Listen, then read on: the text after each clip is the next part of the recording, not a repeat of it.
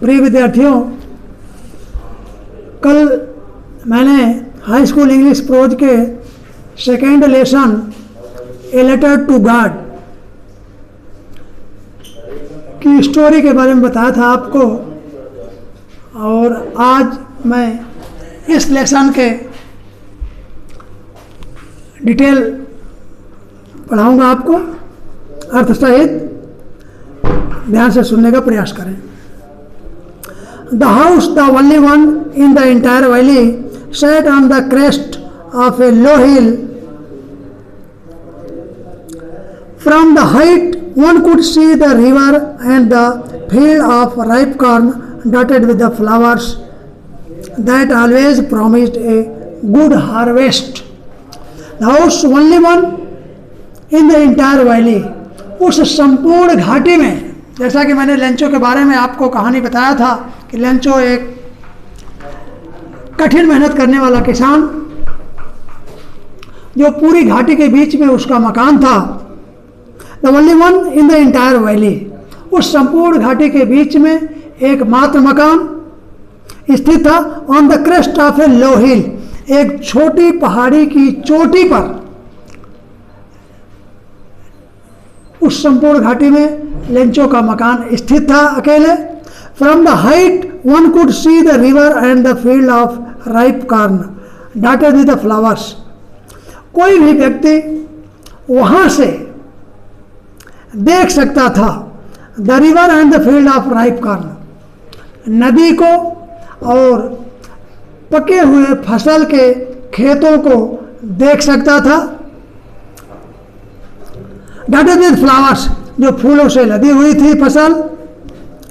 That always promised a good harvest, जो एक अच्छी फसल होने का संकेत दे रहे थे। इस फसल को देख करके कोई भी व्यक्ति कह सकता है कि इस वर्ष अच्छी फसल है। The only things the earth needed was a downpour or at least a shower. The only thing the earth needed, पृथ्वी को जो एकमात्र चीज की आवश्यकता थी वो थी एक जोरदार बरसात की, अथवा एट लीस्ट ए शावर, अथवा कम से कम एक बौछार या फुहार के रूप में भी अगर बरसात हो जाए तब भी ठीक था। Through out the morning Lencho who knew his field immediately, through out the morning, पूरे सुबह तक लेंचो जो अपने खेत के बारे में अच्छी तरह से जानता था, who knew his fields intimately, जो अपने खेतों के बारे में अच्छे ढंग से जानता था। Had done nothing else but see the sky toward the north east. Had done nothing, कुछ नहीं किया लेंचो, बल्कि but see the sky toward the north east, बल्कि उत्तर पूर्व की ओर केवल आकाश को देखता रहा, इसके अलावा उसने कुछ नहीं किया। Now we are really going to get some water woman. अब वो कहता है अपनी पत्नी से कि अब निश्चित रूप से हमें कुछ पानी मिलेगा। We are really going to get some water woman, हम निश्चित रूप से कुछ पानी प्राप्त करने जा रहे हैं, अर्थात कि आज बरसात होने वाली है निश्चित रूप से। ये बात लेंचो अपनी पत्नी से कहता है। The woman who was preparing supper replied yes God's willing. उसकी पत्नी जो कि शाम का भोजन बना रही थी उत्तर दिया, रिप्लाइड यस गॉड्स विलिंग, हाँ ईश्वर की इच्छा है बरसात होगी। The older boys were working in the field while the smaller ones were playing near the house. The older boys were working in the field. बड़े लड़के खेतों में काम कर रहे थे, जबकि छोटे बच्चे घर के पास खेल रहे थे।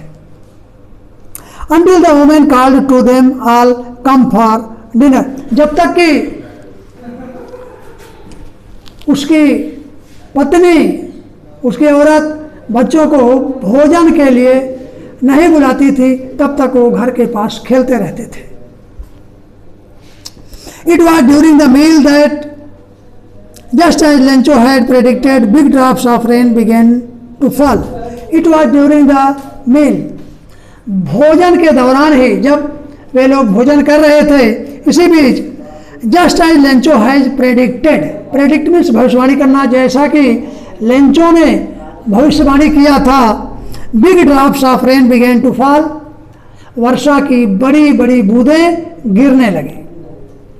इन the north east huge mountains of clouds could be seen approaching, उत्तर पूर्व की दिशा की ओर बादलों के बड़े बड़े पहाड़ देखे जा सकते थे बढ़ते हुए। उत्तर पूर्व की दिशा की ओर बादलों के बड़े बड़े पहाड़ बढ़ते हुए देखे जा सकते थे। The air was fresh and sweet, और हवा बिल्कुल ताज़ा और मधुर थी, मधुर और ताज़ी हवा बह रही थी उस समय। The man went out for no other reason than to have the pleasure of feeling the rain. लोग बरसात का आनंद लेने के अतिरिक्त किसी अन्य उद्देश्य से बाहर नहीं जाते थे। The man went out for no other reason, किसी भी अन्य कारण से लोग बाहर नहीं जाते थे। Than to have the pleasure of feeling the rain, केवल बरसात का आनंद लेने के अतिरिक्त।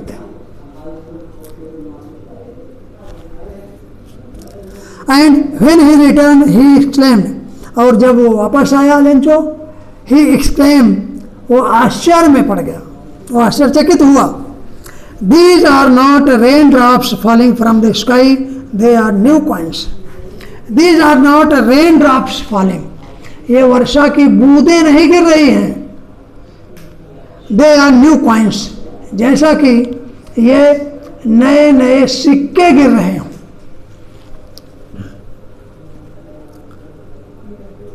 The big drops are 10 cent pieces and the little one are 5. The big drops, जो वर्षा की बड़ी बूंदें हैं, वो 10 के सिक्के के समान, और the little ones are 5, और जो छोटे बूंदें हैं वो 5 के सिक्के की तरह दिखते हैं। With a satisfied expression, he regarded the field of ripe corn with its flower.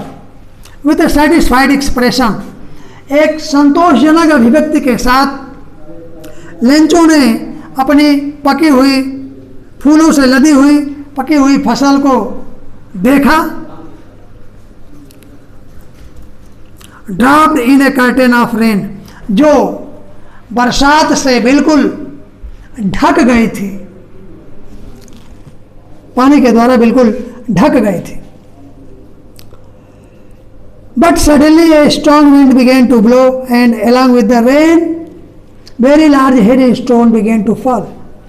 But suddenly a strong wind began to blow. लेकिन पूरी फसल वर्षा के पानी से ढक चुकी थी, और इसी बीच अचानक तेज हवा बहने लगी, और उस हवा के साथ along with the rain, और बरसात के साथ साथ लार्ज हेयर स्टोन, बड़े बड़े बर्फ बिगेन टू फॉल, गिरने लगे। इसका मतलब वर्षा के साथ जब तेज हवा आई तो उसके साथ बर्फबारी भी होने लगी, बर्फ गिरने लगे। These truly did resemble new silver coins, और ये बर्फ नए चांदी के सिक्के की तरह थे। वास्तव में ये बर्फ के टुकड़े चांदी के सिक्के की तरह थे, समान थे। The boys exposing themselves to the rain ran out to collect the frozen pearls. The boys exposing themselves to rain, लड़के अपने शरीर को खुला करके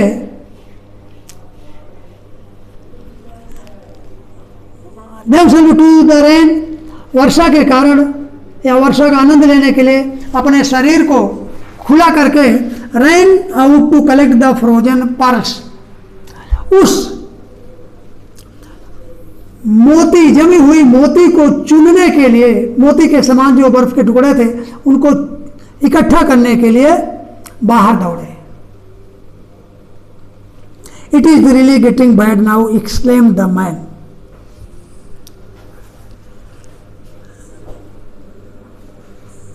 लेंजो ने बड़े आश्चर्य के साथ कहा, it is really getting bad now, अब बहुत बुरा हो रहा है, क्योंकि अत्यधिक पानी बरसने से पूरी फसल डूब चुकी थी और इसी के साथ बर्फबारी होने से भी फसल को बहुत नुकसान हो चुका था।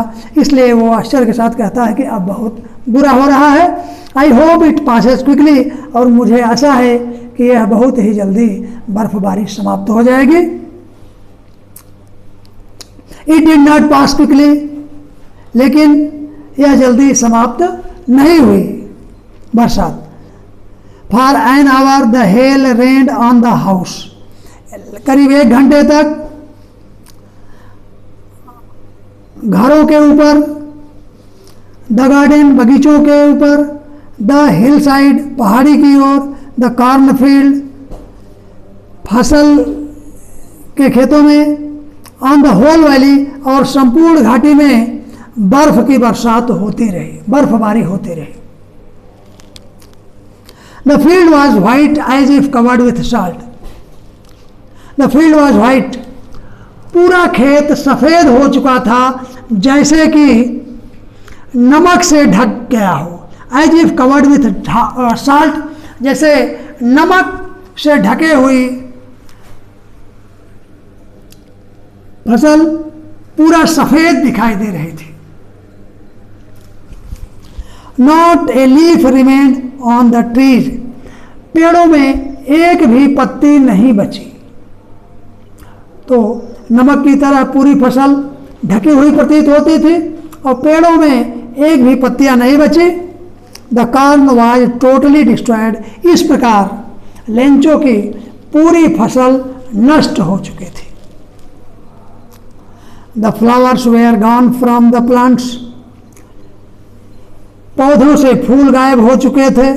Lencho's soul was filled with sadness, और लेंचो की आत्मा दुख से भर गई थी। इसका मतलब लेंचो बहुत दुखी था अपनी फसल की बर्बादी को देख करके। When the storm had passed, जब आंधी समाप्त हो गई, he stood in the middle of the field, वो अपने खेत के मध्य में खड़ा हो गया। and said to his sons, और अपने बेटों से कहा,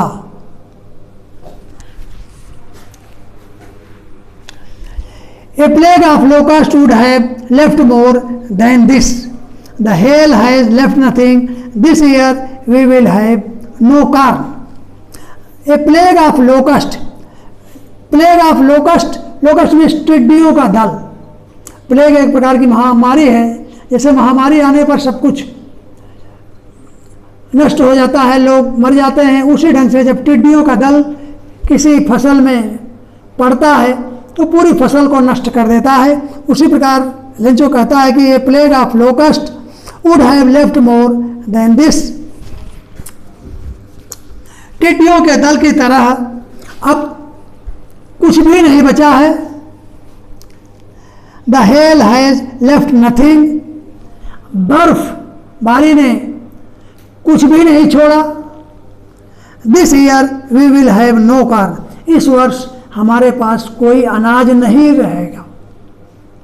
we will have no corn, हमारे पास कोई भी अनाज नहीं रहेगा।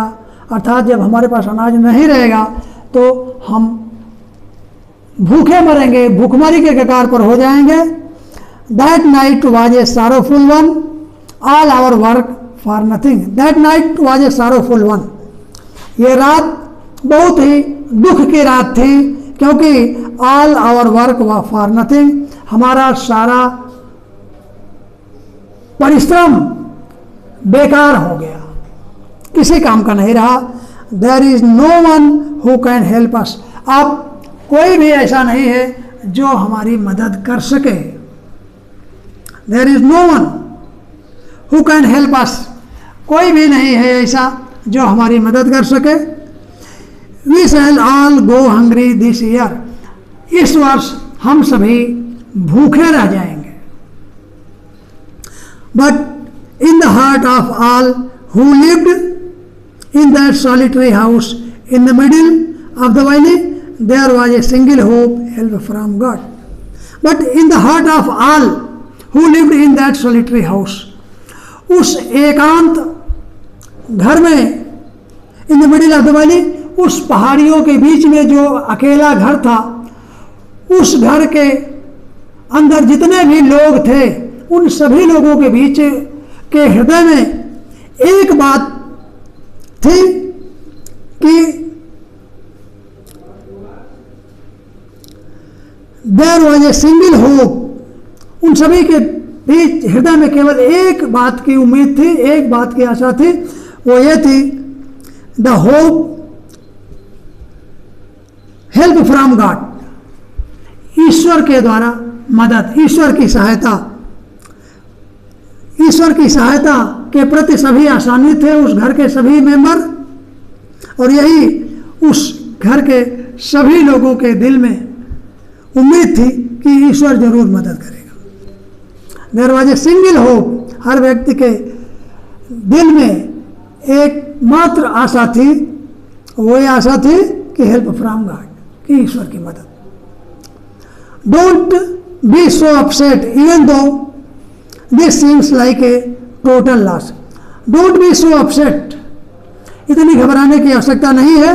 इवन दो, यद्यपि this seem like a total loss, यद्यपि बिल्कुल संपूर्ण क्षति दिखाई दे रही थी, फिर भी लेंचो कहता है कि घबराने की आवश्यकता नहीं है।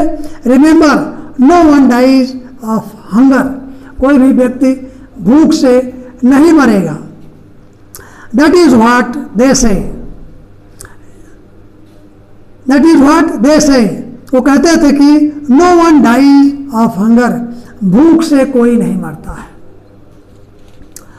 All through the night Lencho thought only of his one hope, पूरी रात तक लेंचो अपनी केवल एक आशा के लिए सोचता था, केवल एक ही उम्मीद सोचता था, द हेल्प ऑफ गॉड, ईश्वर की सहायता। ईश्वर की सहायता के प्रति ही पूरी रात लेंचो सोचता रहा। Whose eyes as he had been instructed, जैसा कि उसको बताया गया था, निर्देश दिया गया था कि whose eyes see everything, जिसकी आंखें सब कुछ देखती हैं, ईश्वर की आंखें सब कुछ देखती हैं, ऐसा लेंचो को बताया गया था। और ये सही भी है। Even what is deep in one's conscience, यहाँ तक कि जो हमारे आत्मा के अंदर है, आत्मा की गहराई में है, उसको भी ईश्वर जानता है, देखता है। Lencho was an x, Lencho was an ox of a man, Lencho was an ox of a man, एक व्यक्ति के रूप में लेंचो एक बैल की तरह था। ऑक्स मीन्स बैल, तो मनुष्य के रूप में लेंचो एक बैल था। बैल का मतलब यहाँ ये हार्ड वर्किंग मैन से है, वो बड़ा ही बैल की तरह है, मेहनती था, परिश्रमी व्यक्ति था Lencho. Working like an animal in the field but still he knew how to write, working like an animal in the field, एक जानवर की तरह अपने खेतों में काम करता हुआ लेंचो एक बैल की तरह था। बट स्टिल, लेकिन फिर भी he knew how to write, वो लिखना जानता था। The following Sunday at daybreak, अगले रविवार को एट डे ब्रेक प्रातःकाल, he began to write letter, वो पत्र लिखना प्रारंभ किया। Which he himself would carry to town, जिसको वह स्वयं टाउन की ओर ले गया, कस्बे की ओर ले गया। And place in the mail, और डाक में डाल दिया।